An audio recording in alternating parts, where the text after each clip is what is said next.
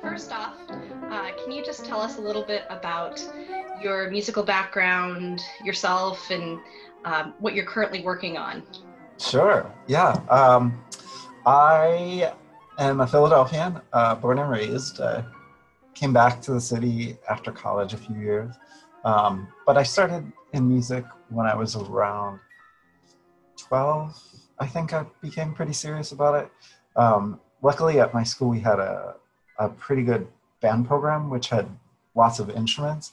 It was pretty sort of understaffed, I would think, but I had access to all these instruments and I was a curious little cat. So I would try to play them all. And I actually started on the trumpet, and funny enough, a boy in my class thought that the flute was too feminine, so he wanted to trade. And I was like, well, the trumpet only has 3 buttons. It seems pretty dumb. So, so I switched. And so I started out pretty much as a flutist. And because of that access to the band program, I switched to clarinet, alto clarinet, and then finally bassoon. And I was mostly a bassoonist for most of my life until about, 25 or so. Mm-hmm. And still continuing to play flute. I really loved having the flute. Flute was always sort of my first go-to for like musical ideas. Like I remember being in middle school, like trying to play scores with Fantasia on the flute. Like Rite of Spring. Like, right? Obviously I couldn't play it, but I was willing to try. You were trying. That's awesome. Yeah. So after high school, I went to the Cleveland Institute of Music, and I was a composition and audio recording major. And there, I pretty much stopped playing bassoon probably my second term, I bet. It was just too busy. I couldn't make reeds anymore. And I played flute and band there for a while, and mostly focused on writing. And then I graduated and traveled the world a bit, and then came back to Philadelphia.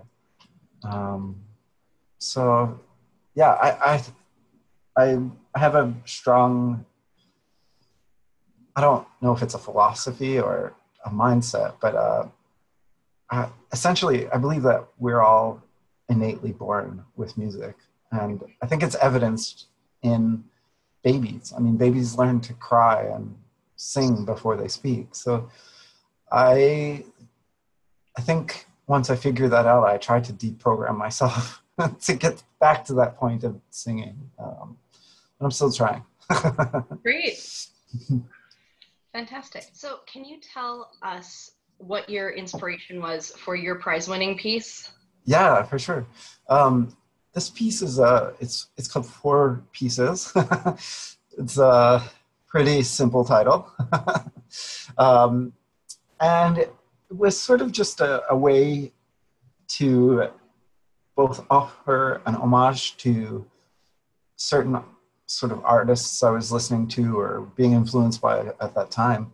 And also a desire to get a flute piece out because I loved flute and I hadn't had a good, robust kind of offering in that genre. And so the two combined and came up with this.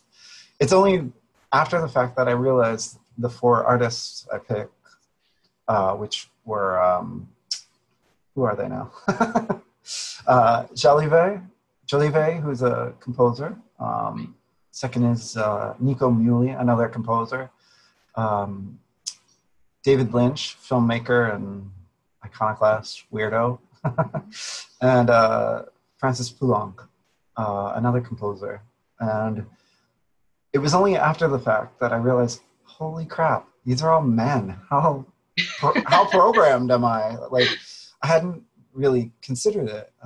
So, I mean, the good thing is that now I have means for a follow-up piece, which is responding to the artistry of women, rather than like letting the patriarchy decide my own processing of what is relevant. Yeah. In thinking about each one of those pieces within the work, were you influenced specifically by, particularly those composers, were you influenced specifically by their compositional styles, or was it just more an homage to them as an artistic entity? Yeah, that's a great question. I think some more than others were more influenced by the composer's compositional style or language. The Poulenc is very Poulenc-y, I think. It's kind of a romp. It's a little drunken sounding, which makes me think of like the sextet or the flute sonata, moments of that. The Jolivet is Jolivet-ish without being, it's sort of, if you put Jolivet through a neoclassical filter, I think you'd get this. So it's similar in a sense to that, I believe. And then Nico Muhly is not really anything like his music, I would say. He was just a friend who I was thinking of at that moment. And the David Lynch was more, not because he's not necessarily a composer, but he is a musician. He makes pop music, and it had some elements from Twin Peaks. There are some little programmatic or melodic themes from there that are sort of inserted slyly, or maybe not that slyly. So yeah, they each were incorporated in different ways. Yeah. Great. What do you find most rewarding about the compositional process? Oh, that's a great one. For me, it's the collaborative nature of it. When I'm working on a piece, obviously, and it's for a specific person, obviously there's a lot of learning about that person and their playing and their preferences and their humanity, I guess. Right. And that definitely bears weight in the composition. So it's the collaborative aspect of what it is to be a composer is the most rewarding to me. Awesome. Yeah, that's what I love most about playing new music. Yeah. I'm not always attached to the piece itself, every piece that comes out, but I really enjoy getting to work with the composers. Yeah, and I mean, trying to realize what it is that you all have put down to paper. Yeah, I think we're both afforded a nice luxury of being alive to be able to trade notes and react to each other. I think it's absolutely really a great way to continue learning. So with flute being kind of your first primary instrument, when you come to the instrument as a composer, do you find anything particularly challenging or less challenging than when you're writing for other instruments? I think, yeah, it's a great question. I mean, I would never probably ever call myself a flutist. I mean, I can definitely like bullshit my way through Mozart concerti, but I'm not really like a technically adept flutist. So that's one thing that sort of informs my writing, obviously, is that I can only play to this level. So it's a great freedom in sort of projecting my own flute ambitions on a piece and and making you suffer through learning. Yeah. But yeah, it definitely, because I grew up with the flute, it definitely has more of a weight when I'm writing for it, because I don't know, I guess I feel more of a responsibility to it than other instruments, because it gave me so much, Right. That's awesome. And then kind of last but not least, can you tell me about sort of other pieces you've written for the instrument or things that you've got sort of in the works? So you've mentioned sort of a follow-up piece. Yeah. Yeah, so I've written, this is probably the only flute and piano piece I've written, I think. Maybe some shorter ones I have, but this is the only sort of big piece.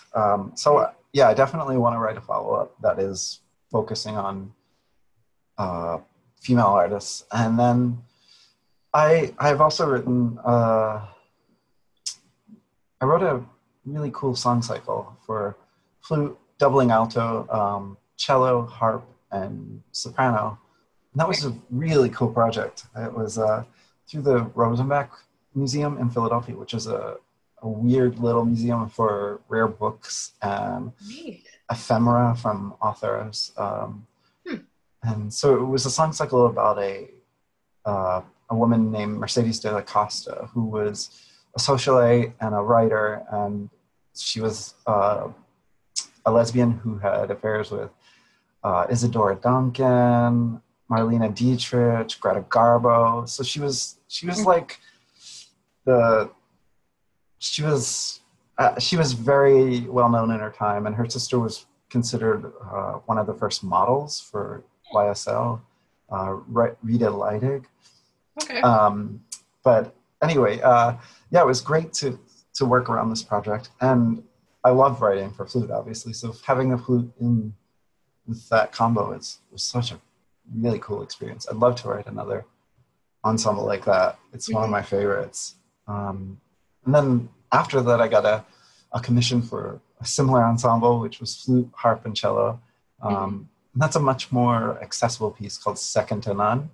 And it's really fun, easy to put together, and somewhat programmatic too. Great. And currently I'm writing some electronic and instrument stuff. So I'm working on an album of electronic and viola for a friend of mine, and also a couple electronic and flute for flutist Naomi Seidman at Penn State, who is just like top notch, so good. I've had a very lucky break in that I got to meet really talented flutists. Flutists are like, not that they're a dime a dozen, but good flutists are often hard to find. There's a level. And I've had the luck of working with like super flutists, I think. So it's cool to have that come full circle and to be able to rise above my own lack of fluting through the projection of my flute ambition on these super flutes. Awesome. Well, great. Well, thank you so much for chatting and for sharing a little bit more about yourself. Yeah, thank you for taking the time. It's great to meet you. Good to meet you as well. And I really look forward to seeing your follow-up piece. I'm really interested in that.